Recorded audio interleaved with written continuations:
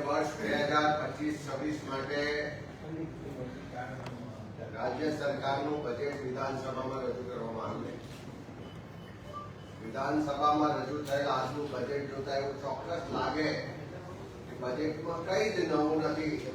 ચીલા ચાલુ બજેટ છે, ગામડાઓ તોડવા વાળું બજેટ છે અને રોજગાર કે મોંઘવારી માટે કોઈ ચોક્કસ નક્કર યોજના ના હોય એ મુજબનું સ્પષ્ટ દેખાઈ રહ્યું છે.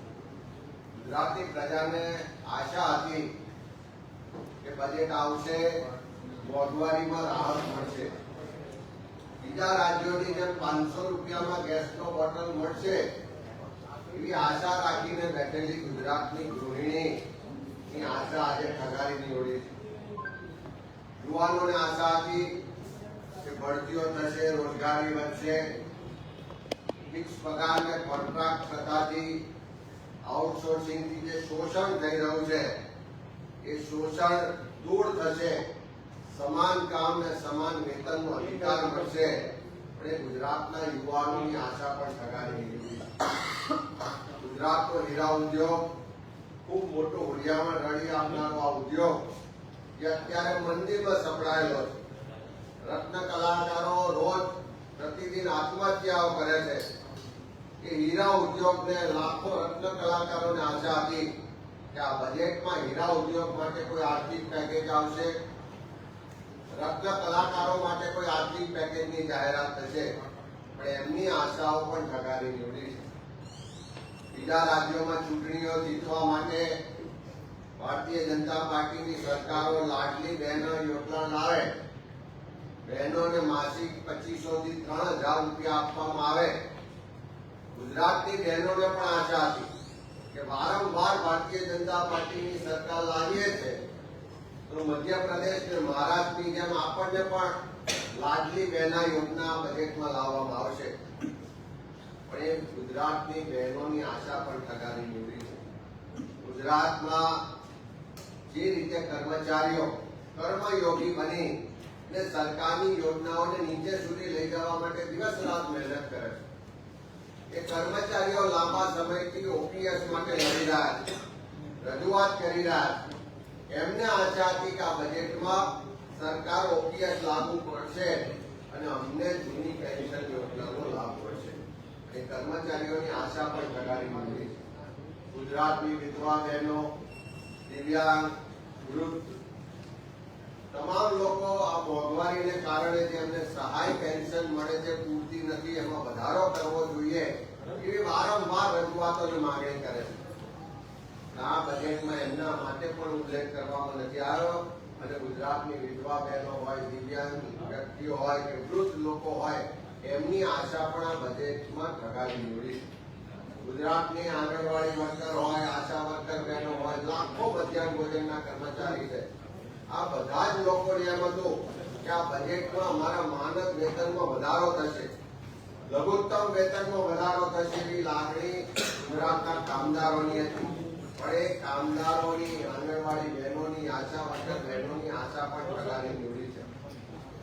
આ સરકારની નીતિઓને કારણે, આ સરકારના બજેટના કારણે જે રીતે ગામડાઓની ઉપેક્ષા કરવામાં આવી છે, જે રીતે ગામડાઓને બજેટ ફાળવણીમાં અન્યાય અને ભેદભાવ કરવામાં આવ્યો છે, આ ગામડા તોડવા વાળું બજેટ છે. શહેરીકરણ માટે બજેટ વધાર્યું પણ ગામડાઓના વિકાસ માટે, ગામડાઓમાં સુવિધા વધારવા માટે કોઈ નવી યોજના લાવવામાં આવી નથી. આજથી 10 વર્ષ પહેલા આ જ સરકાર રૂરબન યોજના લાવી કે આત્મા ગામડાનો સુવિધા શહેરની, ગામડામાં શહેરો જેવી સુવિધા કરીશું એમ કરીને લોકોના મત મેળવ્યા હતા. આજે એ સરકાર એ ગામડાઓને ભૂલી ગઈ છે અને ગામડા તૂટે અને શહેરીકરણ તરફની દોટ વધે એવું આ બજેટમાં સ્પષ્ટ દેખાઈ રહ્યું છે.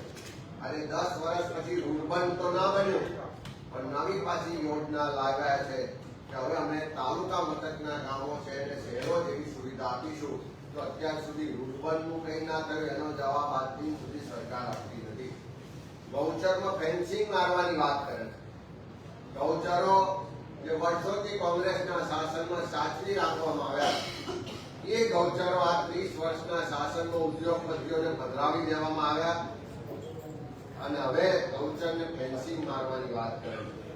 કોંગ્રેસના શાસનમાં દરેકને ઘરનું ઘર મળે અને સાથે સાથે એની પાસે પ્લોટ ના હોય તો 100 ચોરસ વારનો પ્લોટ આપવાની યોજના હતી.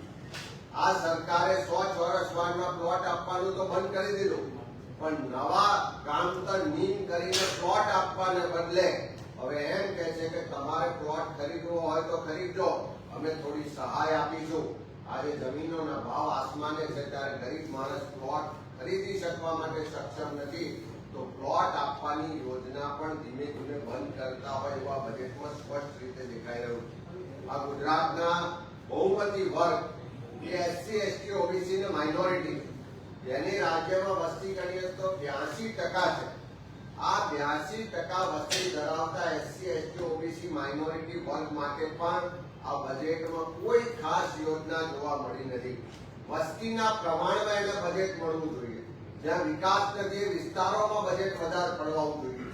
આ મોટે ભાગનો એસસી, એસટી, ઓબીસી માઇનોરિટી વર્ગ ગ્રામ્ય વિસ્તારમાં વસે છે અને એ ગ્રામ્ય વિસ્તારને બજેટ ઓછું ફાળવી અને સરકારે એસસી, એસટી, ઓબીસી માઇનોરિટી વર્ગને પણ ખૂબ મોટો અન્યાય કર્યો છે. ગુજરાતનો ખેડૂત જે આર્થિક રીતે પાયમાલ બન્યો છે, અતિવૃષ્ટિ હોય, પૂર હોય, કુદરતી આપદાઓને કારણે વારંવાર એને મોટું નુકસાન થયું છે. એને ઉત્પાદનના પૂરતા બજાર ભાવ નથી મળતા, ખેડૂત દેવાદાર બન્યો છે. એને પણ આશા અને અપેક્ષા હતી કે આ સરકાર બજેટમાં ખેડૂતો માટે કઈ દેવા માફીની વાત લઈને આવશે. અહીં એ ખેડૂતોની આશા પણ ઠગારી નીવડી છે. ત્યારે આ બજેટ ફક્ત ને ફક્ત જાહેરાતોનું બજેટ છે, ચીલા ચાલુ બજેટ છે, દિશાવિહીન બજેટ છે.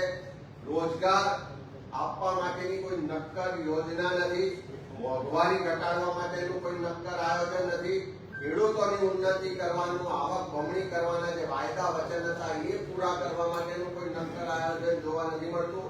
એટલે ખેડૂત હોય, યુવાન હોય, ગૃહિણીઓ હોય, વૃદ્ધ હોય, વિધવા હોય કે સરકારી કર્મચારીઓ હોય કે યુવાનો હોય, આ બધાની આશા જે આ બજેટમાં રાહત માટેની કે લાભ માટેની હતી એ બધાની આશા ઠગારી નીવડી છે. ત્યારે ફક્ત ને ફક્ત જાહેરાતો વાળું ચીલા ચાલુ બજેટ હોય એવું સ્પષ્ટ લાગી રહ્યું છે.